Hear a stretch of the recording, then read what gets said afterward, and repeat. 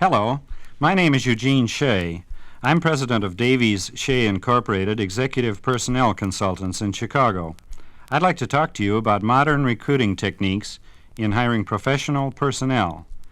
Most of your success as a manager will depend on your ability to hire, keep, and motivate good people. We in the employment business have studied so many thousands of employment negotiations that we've come to think of recruiting as a science. We also find that it is a changing science. You know that we don't hire people today the way we did in 1933, but neither do we hire them today the way we did even a year ago. It's a question of being up to date in the state of the art in hiring. I want to make it very clear in this message that hiring is not a con game or an act we put on in order to get good people on our payroll.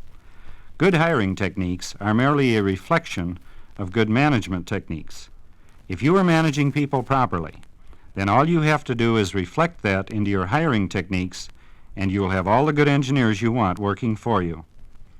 But if you came up through engineering, you've probably already learned, as I did, that engineering training is not much help in the management of people. In many cases, it's even a handicap. This is because we engineers are oriented toward things, not people. We prefer to deal in known quantities. We like to attack problems pragmatically and skeptically. We want to see proof of things. In the realm of people, it would be nice if we dealt only with their technical abilities and their common sense. But in addition, unfortunately for us engineers, we must also deal with their emotions, ideas, ambitions, imaginations, and their fears and their hopes and their prejudices and their dreams, their weaknesses and strengths and intellects and physical health, and 101 other things that just defy description. A fantastic number of unknowns and perhaps permanently unknowables. People in many cases are completely unpredictable. All this seems to defy the kind of rational analysis that we as engineers are trained to perform. People don't like to be approached analytically and skeptically. People like to be given the benefit of every doubt. They prefer to be treated with compassion, with understanding, and with human kindness. Andrew Carnegie was one of the greatest managers of people. There's a story told that when he was just a little boy in Scotland, he learned he could get almost every kid in his neighborhood to go out and gather food for his rabbits by the simple expedient of naming the rabbits after them. So while you and I in the scientific field were tinkering with telescopes or automobiles or ham sets, Andrew Carnegie was learning the motivations and emotions of people. As a result, he came to be one of the greatest and richest managers in the world. As engineers, if we're going to be successful as managers, we've got to change our thinking a little and learn this new way of life. How do we get good engineers, scientists, and professional men to work for our firm? First of all, here are a few of the ways in which we don't get successful men. There are a great many attitudes prevalent today on the part of companies and engineering supervisors which handicap them in hiring good engineers. I'm going to go over these points very briefly, but you should concentrate on each of them and analyze yourself for any weakness in any of these areas. Any one of these weaknesses on your part can obviate all the good work your personnel department does in locating good people. One attitude very common is a man's penchant for his own company which borders on idolatry. This man has been with his firm for 8, 10, or 15 years. He feels it's a wonderful company to work for. While he's been receiving promotions, salary raises, and bonuses, he's interviewed the malcontents from other electronics firms, and he's got the idea that all the other companies are inferior. As a result, he sits back waiting for people to discover what a great company his is and feels that people are just a little bit crazy for not coming to work with him. I think you'll agree if you have a better mousetrap, the thing to do is go out and sell it. The second attitude handicapping people in getting good men is again the old-timer's attitude of, quote, I had a tough time getting my job here, and I started for peanuts.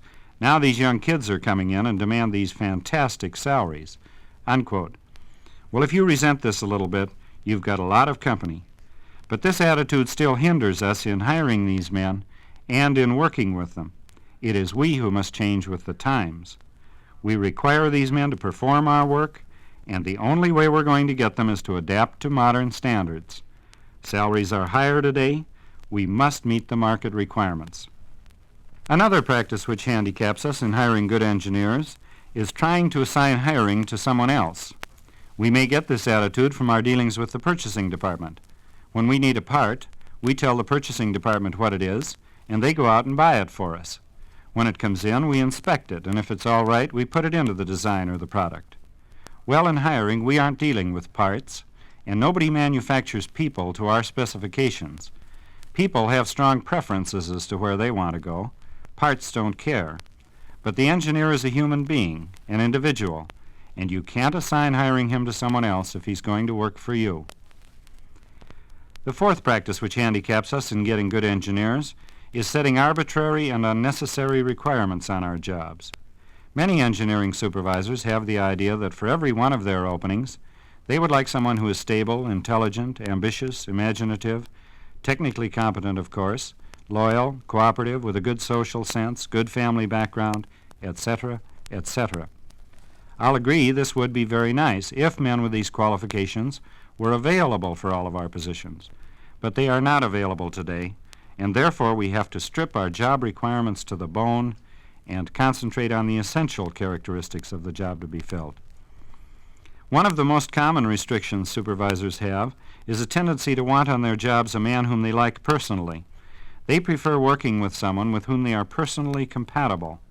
Now, this is natural, we all would, but the best managers have the widest latitude of tolerances for people. They have the most diverse groups of personalities working for them, all contributing something different to the success of the operation. Many of us can supervise only one or two types of man. The best supervisors can work with almost anybody. As far as such things as personal habits, appearance, and personality goes, the only thing they are concerned with is getting the job done right. Another habit which handicaps us in hiring good engineers is writing specification sheets back and forth. It would be nice if we could hire people this way, and many people have asked me why we don't use a computer in our office to match up jobs and candidates. Well, I venture to say that if we could code and put on cards or tape all the information regarding candidates and all the information regarding jobs, we could put in 20,000 jobs and 20,000 men, and we wouldn't come up with a single solitary match. Not one. Because employment isn't a matter of comparing specifications, it's a matter of negotiation. Employment happens when two people sit down across a desk from each other and start talking about working together. It doesn't happen by sending paper back and forth. One of the worst pieces of paper you can exchange in the initial stages of employment is the application blank.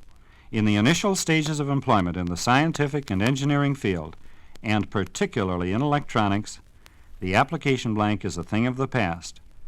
In 1933, when it was designed, it was a great time saver. It enabled a company to eliminate the unqualified men from hundreds of candidates in a matter of hours. But now, it eliminates the better men. The reason is twofold. Number one is that the application is so often poorly designed. It asks a lot of personal questions and requires the man to practically sign his life away before we've developed his interest in our firm. The second reason is that a good man doesn't have to fill out an application blank in the initial stages of negotiation. Any good man who sends his resume to 4 or 5 firms nowadays finds that 2 or 3 of them are smart enough to call him up and show some personal interest. They don't send him a form. These briefly, then, are some of the techniques, practices, habits, and attitudes which will hamstring you in hiring good engineers. Study them carefully. If you suffer from any of them, they are retarding your progress as a manager. Going to the positive side, how do we actually go about hiring good engineers? There's only one way to hire good men in this market, so far as we know, and that is you must become a personal salesman of your company as a place to work. I know most engineers don't have much respect for salesmen. However, the salesman and salesmanship today is becoming more and more respected. If you have reservations about salesmen, you should know that 65% of the top executives in American industry came up through the sales ranks. Now, this is not true in electronics. A great deal of preference has been given in recent years to technical men for top managerial posts. But in a lot of cases, this has been to the company's detriment, for in general, salesmen make the best managers. Why? Because management is selling. We don't tell people what to do anymore. We sell them on what to do. And a man who's sold will outperform a man who's told by 2 or 3 to 1.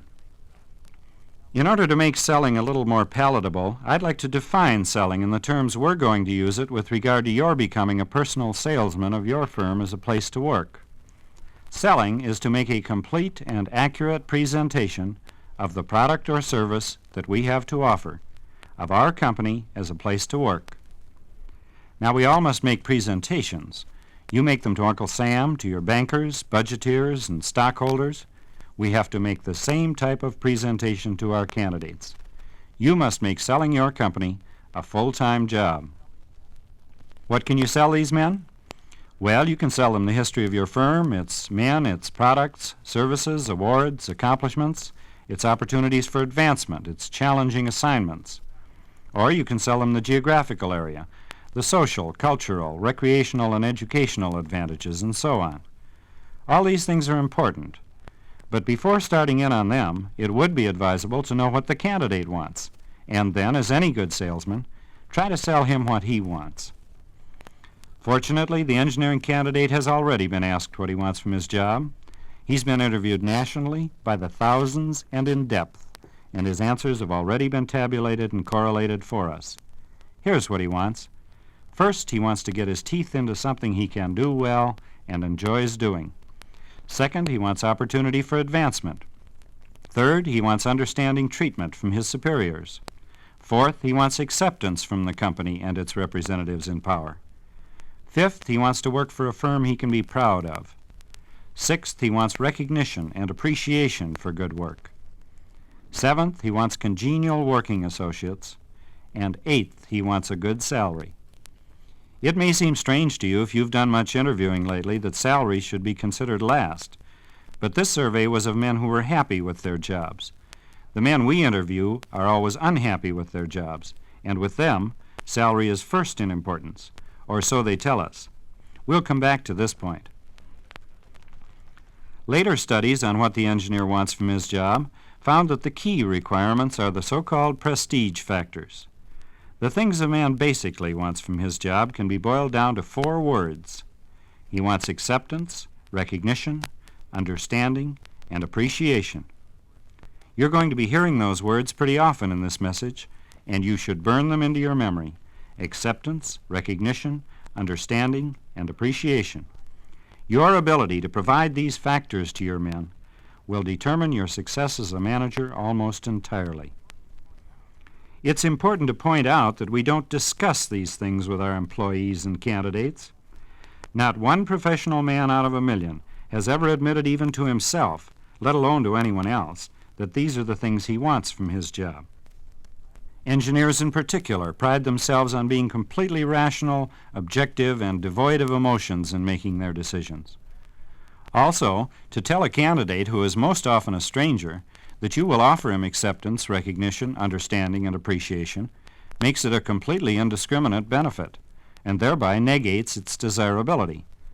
Don't talk about acceptance, recognition, understanding, and appreciation. Show it. But we can't sell what we don't have. If we're going to offer these benefits to our candidates, do we have them? The answer is different for every individual supervisor. Some supervisors give their employees a great deal of these things. Some give them very little. But we can all improve our ability to offer these motivators of people. One of the best ways to improve our ability to offer people acceptance, recognition, understanding, and appreciation is to study people. Put it into the realm of education, just as you did in school. Get a loose-leaf notebook and divide it into sections, one for each of your employees.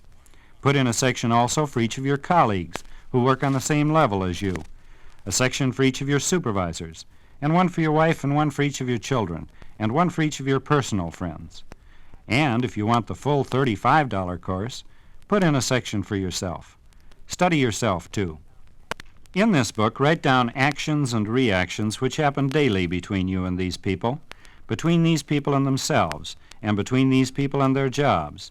Make observations of these individuals. Do it scientifically. You remember Tycho Brahe gathered data concerning planetary motions in the sky for about 20 years, and he couldn't make any sense out of it at all.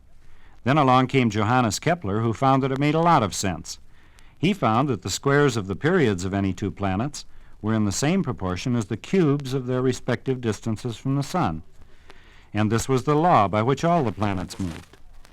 Well, some of us engineers think that people move pretty much the way Tycho Brahe thought the planets moved, that they just wheel around helter-skelter, that they are completely unpredictable and there's nothing you can do to figure them out. But if you gather data on people and start correlating this material and studying it, you'll begin to see patterns and reasons why people do the things they do. And as you do so, you'll be a lot better manager. So we're going to develop the things we want to sell. Then how do we go about selling them?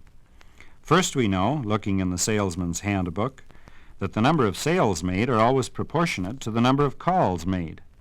We have to make our presentation to engineering candidates as often as we possibly can. The more we make this presentation, the more good engineers we're going to hire. We don't always have to make our presentation to good men to hire good men.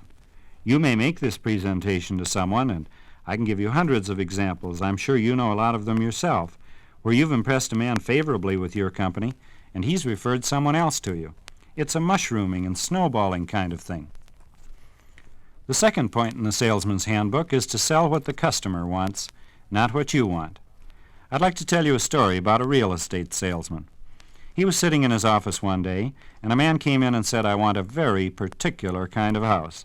I'm looking for a 2-story, 4-bedroom, 2.5-bath, colonial, brick, with attached double garage on an acre or two of property in one of these 3 suburbs, and I won't pay over $45,000. Now, if you have what I want, I'd like to see it. If you don't, please tell me so, and we won't waste each other's time." The salesman replied, "Mr. Anderson, I'm glad you came in, because I think I can show you the house you want. Now, if you'll be seated for just a moment, my car is being serviced, and I'd like to take you out and show you this house." The customer sat down and found that the salesman was an excellent listener. In just a few minutes, the customer was talking about himself and his past and houses he had lived in, and the one in particular where he had spent his childhood. It was a big frame house on a 2-acre lot, which was completely covered with trees. They had apple trees and maple trees and elm trees and all other kinds of trees around this house, and the boy just loved those trees. He planted some of them himself. He pruned them and grafted them. He built tree houses in them. It was a wonderful memory for him. About this time, the salesman looked out the window and said, "Well, I think my car is ready now. Let's go see that house." So he took him out to a house. It wasn't exactly a 2-storied, 4-bedroom colonial, etc., but it was close, and they went past the house into the backyard and onto 2 acres of property, which was completely covered with trees. The salesman said, "Is that what you were talking about when you were a kid, trees like that?" And the customer said, "Oh, yes, those are beautiful. Those are lovely trees." The salesman said, "I thought you'd like these. I think there are 19 trees on this property. Let me see." And he counted 1, 2, 3, 4. "Yes, sir, 19 trees." "But that house isn't what I told you I wanted," the customer replied. The salesman said, "No, you'd have to fix that up to get all the specifics you mentioned, but you could do that in a few weeks. But how long would it take to grow those trees, do you think? 30, 40, 50 years? The customer said, "Well, how much are they asking for the house?" And the salesman said $45,000. The customer said, "You're out of your mind. I'd have to put $10,000 in that house to get anything even close to what I want." "Well, that's true," said the salesman. "You'd have to invest in it.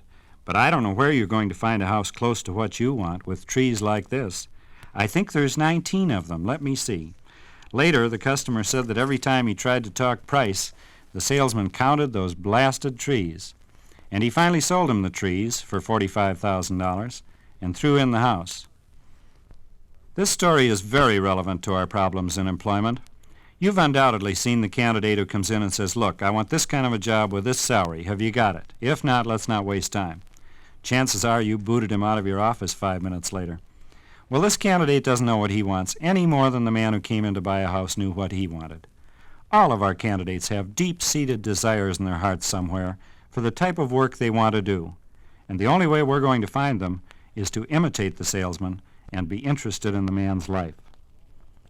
One of the top 10 electronics firms in the country, with hundreds of openings, made a survey recently of candidates who had refused jobs with their firm, and they found a very interesting thing. The great majority of these men had turned down jobs because they were offered something which didn't interest them. What happened was a man came in with a resume and his background included, for example, 8 months of Afghanistan experience. The next thing he knew, he had an offer from the Afghanistan department. But the company had neglected to determine if the man wanted to work on Afghanistans, and he didn't. There's no point in making offers to men until you find the trees in their heart, the work they really like and want to do. Another salesman's axiom is, don't carry resentments over from one candidate to the next. There are many disappointments in recruiting work. You talk to a man you want and he turns you down. You find others aren't qualified, sometimes after hours of interviewing and work on your part. But approach every man with faith and confidence, and with a progressive attitude that your company is a good place to work. The manager who continues to carry over his resentments and disappointments eventually approaches each candidate with the attitude, you probably aren't qualified to work here, and if you are, you wouldn't accept a job with us. The next thing a good salesman does is to plan his calls. He doesn't walk in to see a customer and then start thinking about what he's going to say. He knows what he wants to get across long before he ever gets in front of the customer. This is true whether you're making a phone call, or writing a letter, or talking to the candidate in person. Spend a few quiet minutes alone beforehand. Plan that call.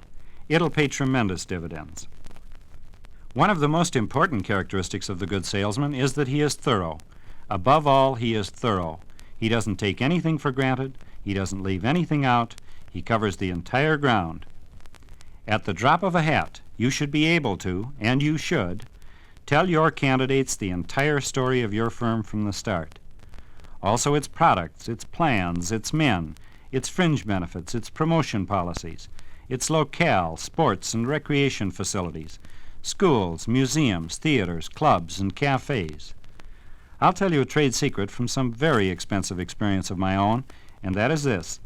The more facts you give a man about your company, the more interested he's going to be in your company, almost completely regardless of what those facts are. The reason facts about your company make it more interesting to the candidate is that we all gravitate toward the known and shy away from the unknown. The more a man knows about your firm, the more it becomes a part of him. Like life in general, the more we know about anything, the more interesting it becomes. If you take 1,000 candidates, give each of them 10 facts about your company, you're going to develop, on the average, X degree of interest in your firm. Take the next 1,000 candidates, give them each 100 facts to work with, and you will develop 4, 5, or 6X interest in your company as a place to work. But the most important thing of all in a successful salesman is probably his attitude. Now, attitude is something nobody has been able to define or capture or sell in a bottle. All we know is that we like some people and we want to do business with them. The successful salesman has an attitude which engenders confidence and trust on the part of people and causes them to buy from him. I can't give you that attitude, but I can tell you some key sentences which, if repeated to yourself, will give you a very close approximation of that attitude. In dealing with a candidate, there are 3 sentences you should say to yourself. The first sentence is, I don't know if we're going to make this man an offer or not. The second sentence is, should we make him an offer, I don't know if he's going to accept it. And the third sentence is, but I'm not concerned about those 2 points right now. I like this man personally as a human being, and I like my company, and I want these 2 to get better acquainted. This is the unselfish approach and attitude of a good salesman. If these 3 ideas become a basic part of your thinking, you'll have the attitude of the finest salesman in the world. Now let's get down to specifics. There are a lot of detailed, technical, and knotty problems we get into in employment. Number 1 always seems to be salary. This outwardly is the biggest bug in employment today. But we've been studying salary in the employment business for over 100 years. And I think we've come up with the answer to salary. It isn't as complicated as it first appears. It isn't a problem for this reason. Salary is 8th in importance among men satisfied with their jobs.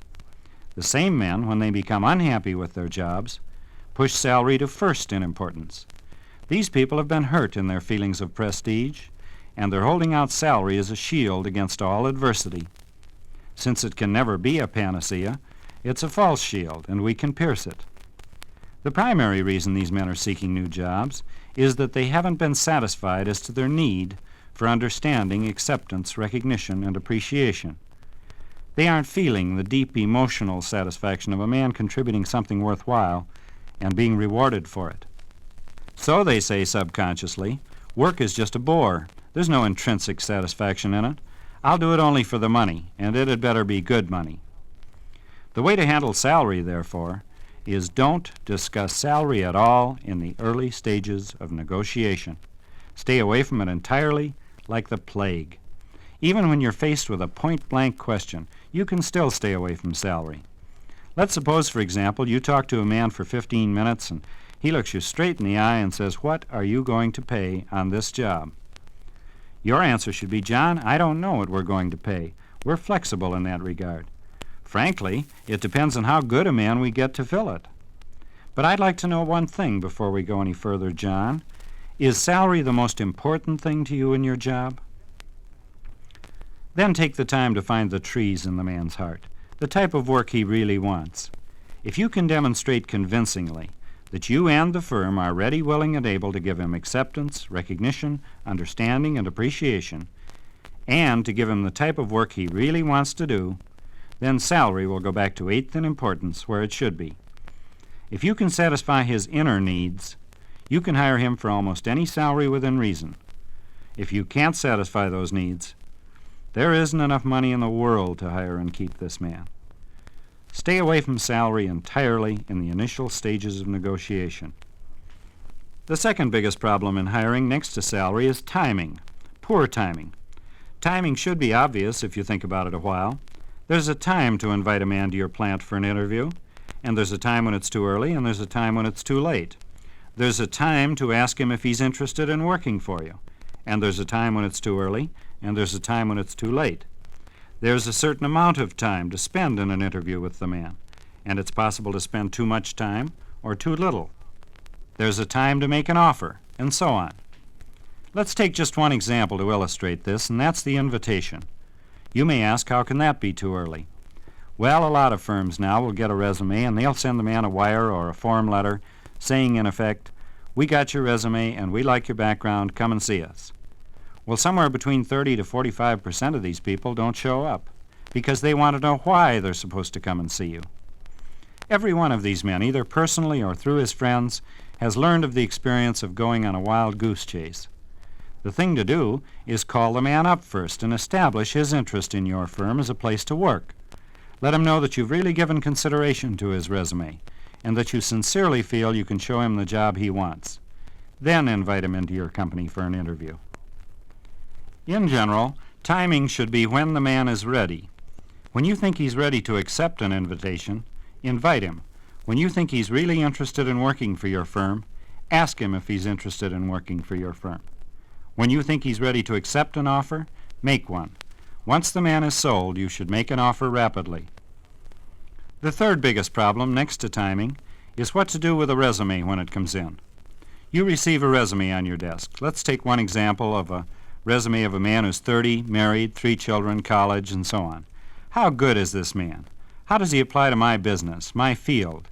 How interested is this man in our region? How interested is he in my company? And this experience of his, what did he really do on this job? Naturally, you've got 1,001 questions about this man when you see a resume, and you should have. So it's a very common tendency to mark it "more information" and send it back to the personnel department. Then they can send him an application blank, and if he's any good, you'll never hear from him again, and you won't have to make this difficult decision. But seriously, the thing to do with a resume when you get it is to make a decision. The decision you must make is not whether you're going to hire this man. It's not even whether you're going to invite him in for an interview. The decision is merely whether you're going to call him up and talk employment with him. You must decide whether or not this man is a possible employee for your firm, or whether he's a possible source of employees for your firm. Whether it's worth 10 minutes of your time and $5 or $10 of your company's money to call him up and talk employment. This decision is important, and you're the only one who can make it. Sending the resume back to the personnel department is just buck passing and decision postponing. Remember, when this resume gets on your desk, chances are it's also on the desks of supervisors in competitive companies, and some of these men are very much on their toes. A candidate doesn't have to be 100% qualified for you to call him. You might see a resume and say, for example, I don't think this man's got any microwave experience. I need a man with microwave experience. But he does work for such and such a company, and they have microwave men, so I'll call him up. You pick up the phone and say, Joe, I got your resume and things are really booming here in our company, and we're looking for new talent. I wanted to ask you a few questions about your background. Do you have any experience in microwaves? And the man says, no, I don't have. Your answer should be, well, that's too bad, Joe. Your background certainly looks interesting to me. I'm going to do some checking to see if we don't have something for you in one of our other departments. I'll try to have one of the other department managers give you a ring back some night this week. Meanwhile, do you know anyone who has microwave experience? I've got a real fine job in my department, and I need a good man to fill it. Do you have any friends or associates who might be interested in talking to me about it? Give it some thought, Joe, and if you do run across someone, tell him to call me collect. One thing leads to another, and if you make one phone call a night for 30 days, you'll fill every job in your department and keep them filled with good people. The first purpose of the phone call is to tell your company's story, to sell the man on your firm. The second purpose is to get more information from the candidate, and you should make a list before your call of all the questions you want to ask the man, his specific experience, his reason for seeking a new position, his interest in your area, and so on. The third purpose of the phone call is to tell him about the position you have in mind for him. And here's a very important point. When you're talking to a man, you should only discuss one job.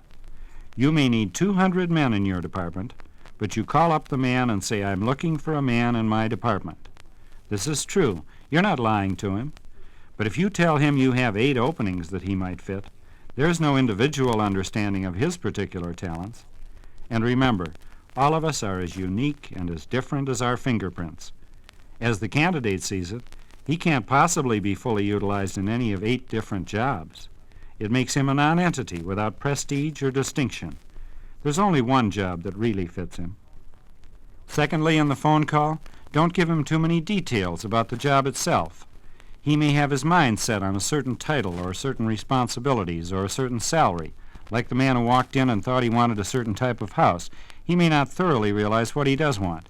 Give him enough information to develop interest, but try to stay away from specific titles, specific duties and responsibilities, and, of course, from salaries. Bear in mind that you might want to change the job slightly later on the basis of a personal interview. The fourth purpose of the phone call is to make a decision regarding the plant invitation, to decide whether or not you want to invite the man.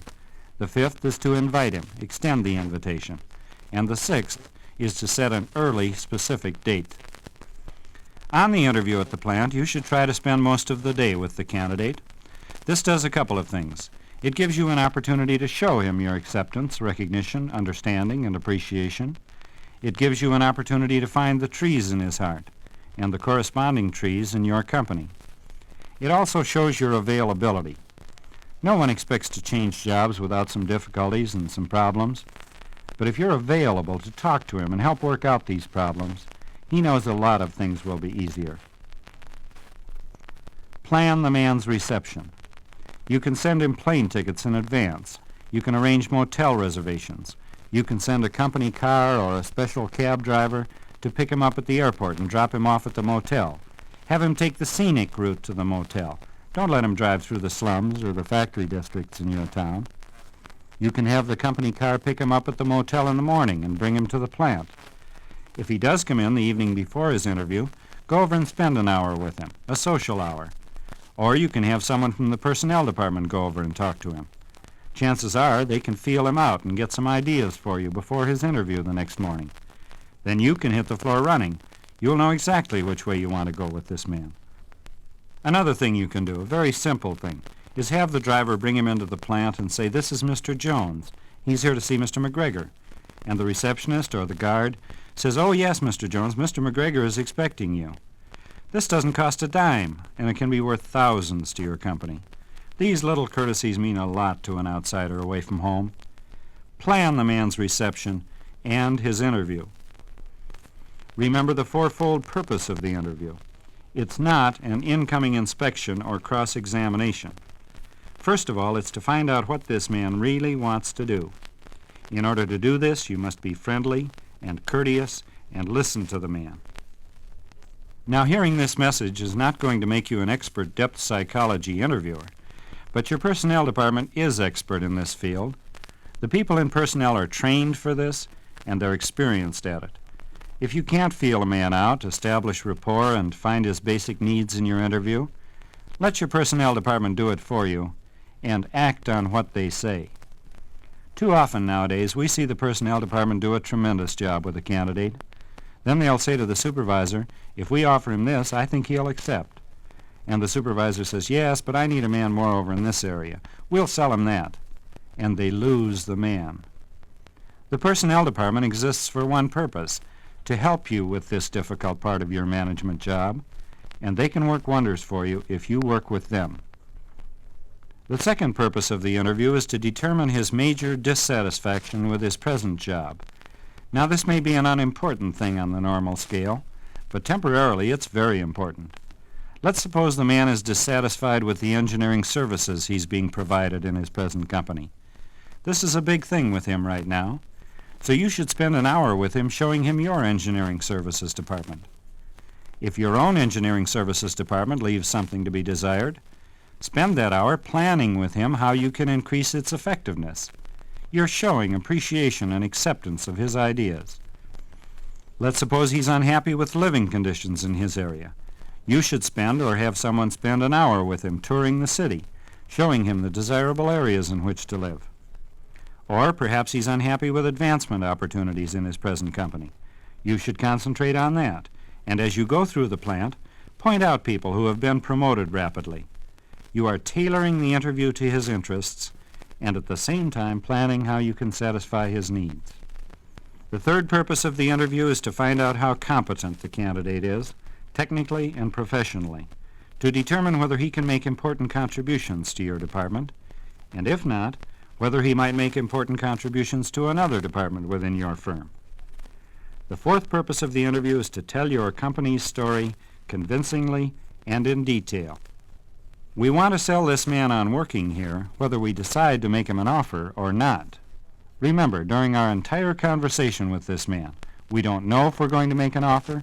We don't know if he'll want to accept one. We're not concerned about that. We want him to get better acquainted with our company. Well, if everything has been done right and you do decide to make an offer, chances are you'll get an acceptance.